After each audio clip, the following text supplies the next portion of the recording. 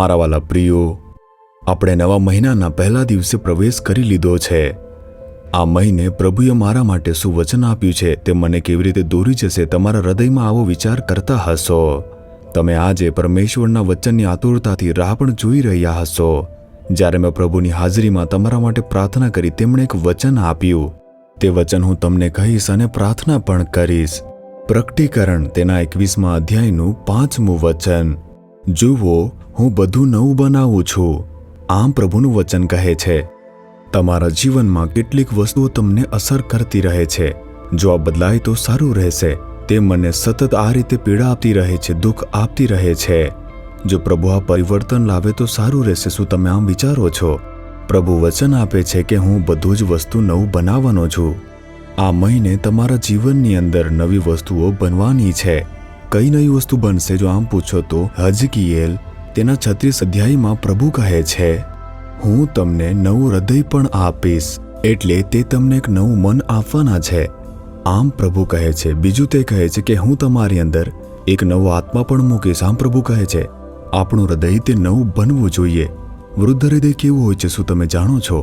ઈસુ ખ્રિસ્તે કહ્યું કે માણસના હૃદયમાંથી ભૂંડા વિચારો, વ્યભિચારો, લોભ, દુષ્ટતા, કપટ, કામાનતુરપણું, અદેખાઈ, નિંદા, અભિમાન અને મૂર્ખપણું, માણસના હૃદયમાંથી આ બધું નીકળે છે. માણસનું જે હૃદય છે તેની અંદર ઘણા બધા પાપો હોય છે. આ પાપો હોય તો પ્રભુ કેવી રીતે આશીર્વાદ આપી શકે છે? એટલે જ પ્રભુ કહે છે, હું તમને નવું હૃદય આપીશ. હું જૂના અને પાપી હૃદયને બદલીશ અને તમને એક નવું હૃદય આપીશ.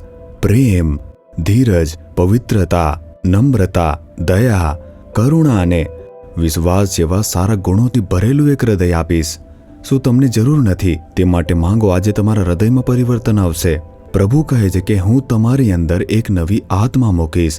અશાંતિની આત્મા, ભયની આત્મા, મૂંઝવણની આત્મા શું તમારી અંદર હંમેશા રહેતી નથી? પ્રભુ તમને સ્વસ્થ મન, એક હિંમતવાન એક હૃદય અને તમને કોઈ પણ વસ્તુનો આનંદથી સામનો કરવા માટે એક નવું મન આપશે. તમને તે આત્મા પ્રભુથી પ્રાપ્ત થશે. આમ પરમેશ્વરનું વચન કહે છે. એટલું જ નહીં, જ્યારે આપણે રોમનો 12 અધ્યાયનું બીજું વચન વાંચીએ, તેમાં તમારા મનની નવીનતા વિશે, એટલે મન નવું થાય તેના વિશે વાત છે. તમારા મનમાં જ ઘણી મૂંઝવણ હોય છે, ખોટા વિચારો હોય છે, દુષ્ટ વિચારો, વિરોધાભાસી બાબતો, એ બધું હોય છે. શેતાન આપણા મનમાં પ્રવેશે છે અને આપણા જીવનમાં ઘણા બધા આશીર્વાદો બગાડે છે. જો આપણું આ મન રૂપાંતરિત થઈ જાય, આપણું જીવન ખૂબ જ આશીર્વાદિત બની જશે. એટલા માટે પ્રભુ કહે છે કે હું તમને એક નવું મન આપીશ. એટલે કે આપણું હૃદય તે નવું થઈ જશે, આપણી આત્મા નવી થઈ જશે, આપણું મન નવું થઈ જશે. જો આ પરિવર્તન આવશે, તમારા જીવનમાં બધું જ નવેસરથી થશે. તમે નવી સારી વસ્તુઓ અને આશીર્વાદોને જોશો. તમે નવા માર્ગોને ખુલતા જોશો. શું તમે વિશ્વાસ કરો છો? આજે નવા આશીર્વાદો છે તે તમને આપવા માટે ઈસુ ક્રૂસ પર પોતાનું બલિદાન આપ્યું. આજે તમે વિશ્વાસ સાથે કહો, તમારા હૃદય પર હાથ રાખો, હે પ્રભુ, તમે અમને આપેલું જે વચન છે તે માટે અમે તમારી સ્તુતિ કરીએ છીએ. તમે બધી વસ્તુ નવું બનાવનાર પ્રભુ છો. મારા હૃદયને નવીકરણ આપો અને તેને પવિત્ર બનાવો. પ્રભુ, મને એક નવી આત્મા આપો જે મજબૂત છે અને શક્તિશાળી છે અને હિંમતવાન છે તેવી આત્મા આપો. મને તમે એક નવું મન પણ આપો પ્રભુ. મારા જીવનમાં ઈસુ ખ્રિસ્તનું મન રચાય પ્રભુ. મારા જીવનમાં બધી વસ્તુ નવી બનાવવા બદલ તમારી સ્તુતિ થાવ, સ્તુતિ થાવ, સ્તુતિ થાવ. ઈશુના નામમાં અમે પ્રાર્થના કરીએ છીએ. Amen, amen.